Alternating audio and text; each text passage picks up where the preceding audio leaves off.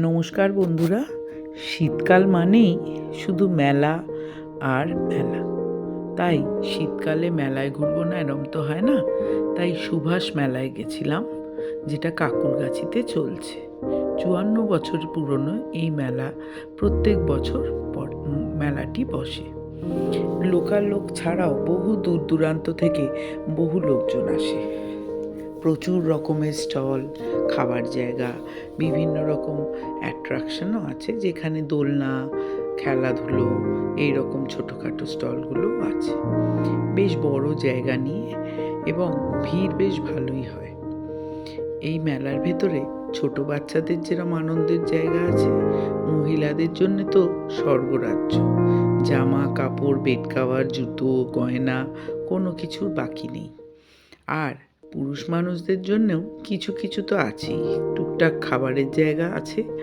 তাছাড়া কিছু এমন জায়গা আছে যেখানে ওরা এনাদের জন্যে ওই বল ছুঁড়ে লটারি করা, তারপরে বন্দুকে বেলুন ছুঁড়ে বন্দুক দিয়ে বেলুন ফাটানো, এইসব ইভেন্টও রয়েছে।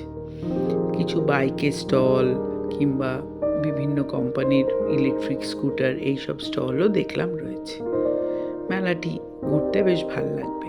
যদি সঙ্গে বন্ধুবান্ধব নিয়ে যান আর বেশ খানিকক্ষণ সময় কাটানোর ইচ্ছে হয়, এই মেলায় চলে যেতে পারেন। আর এমন কিছু নোংরা পরিবেশ এখনো হয়নি।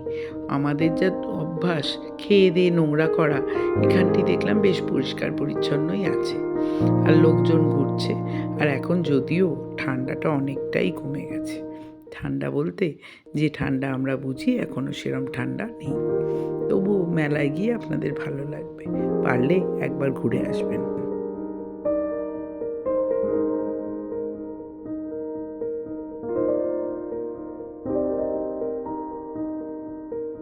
ছোটোবেলায় মেলা বলতে আমরা যেগুলো বুঝতাম, এবং আরও ছোটোবেলায় যখন মা মাসিদের মুখ থেকে মেলার গল্প শুনতাম, সেই মেলা আর এই মেলার মধ্যে অনেক তফাৎ।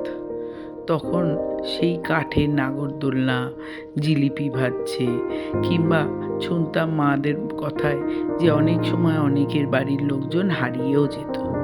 সিনেমায় দেখায় না, মেলায় ভারীরা হারিয়ে গেছিল, অনেক বছর পরে দেখা হলো। এখন মেলার রূপ একদম অন্যরকম।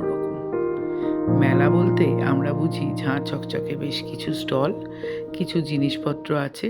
আবার কিছু স্টল থাকে যেখানে হরেক মাল 25 টাকা কি 50 টাকা লেখা, যাই নেবেন সেই রকম স্টল রয়েছে। খাওয়া দাওয়ার স্টলও বেশ ভালো ভালো আছে। আর সন্ধেবেলা একটু যদি ঘুরতে ইচ্ছে করে, টুকটাক কিছু কিনতে ইচ্ছে করে, তাহলে এরকম মেলায় আপনারা চলে আসুন। আর কলকাতা শহর এখন মেলার শহরই বলতে হয় শীতকালে। এই তো শুরু হয়ে গেছে বইমেলা। এরপর বইমেলাতেও আপনাদের নিয়ে যাব। প্রত্যেক বছর বইমেলা যখন হয়, একদিন অন্তত বইমেলায় না গেলে মনে হয় নিজের সংস্কৃতি কিরম হারিয়ে ফেলেছি। তাই বইমেলা আমি অবশ্যই যাব এবং আপনাদেরও নিয়ে যাব। আমি যেখান থেকে যাব, কিভাবে পৌঁছবো, সেটাও আপনাদের ডিটেলে বলে দেব। এখন বইমেলা যাওয়ার অনেক সুবিধে হচ্ছে, সেইটা আপনাদের সঙ্গে ভাগ করে নেব তখন। এখন যে মেলায় এসেছি, এই মেলাতে আবার যদি আপনার ঘুরতে ঘুরতে পা ব্যথা হয়ে যায়, এরকম একটা মণ্ডপ তৈরি করে কিছু অনুষ্ঠান হচ্ছে। কেউ নাচ করছে, কেউ গান করছে, আর চেয়ার পাতা। খানিকক্ষণ আপনি ওখানে বসলেন, বা কোনো খাবার দাবার কিনে নিয়ে ওই ফাংশানগুলোও দেখতে পারেন। যাদের বাড়ির কাছে এই মেলা, অনেকেই বিকেল হলে কী করবে ভেবে না পেয়ে এইসব মেলায় এসে একটু ঘোরেন, টুকটাক কিছু কেনেন, খান।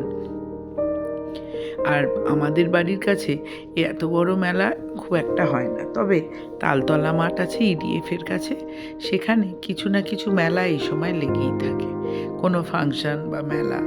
আর মেলা শুনলে আমি আর আমার কয়েকজন বন্ধুবান্ধব দল বেঁধে অবশ্যই পৌঁছে যাই। জিনিসপত্র হয়তো কিনলাম না, বেশ কিছু খাবার দাবার খেলাম। আর এই মেলায় বিভিন্ন রকমের খাবার দাবার ছাড়াও গ্রাম থেকে বা বিভিন্ন দেশ থেকে, বিভিন্ন গ্রাম দেশের থেকে গুড়, পাটালি, তারপরে টাটকা সব মধু, এইসব নিয়ে অনেকে এসে বসে। আমি তাদের সন্ধানে যাই, যদি পাই নিজের জন্য যাতে ভালো কিছু জিনিস কিনে নিতে পারি। আর সত্যি বলতে কি, যদি ভালো লোকের থেকে এইসব গুড় টুড় কেনেন, তাহলে আপনার মুখে লেগে থাকবে। ভালো লাগলে আমার চ্যানেলটা অবশ্যই একবার সাবস্ক্রাইব করবেন। আর যদি কিছু মতামত থাকে আমাকে জানানোর জন্যে, তাহলে সেটিও আমায় জানাবেন। আর সঙ্গে থাকুন, দেখতে থাকুন। কোন জিনিসটা আপনার ভাল লাগছে, কিনে নিতে পারবেন, এগুলো একটা লিস্ট তৈরি করে ফেলুন।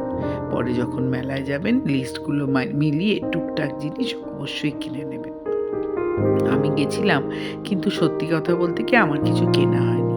খাবার দাবার দেখে টুকটাক খাবার খেতেই বেশি ভালো লাগলো। আজকে আসি, নমস্কার।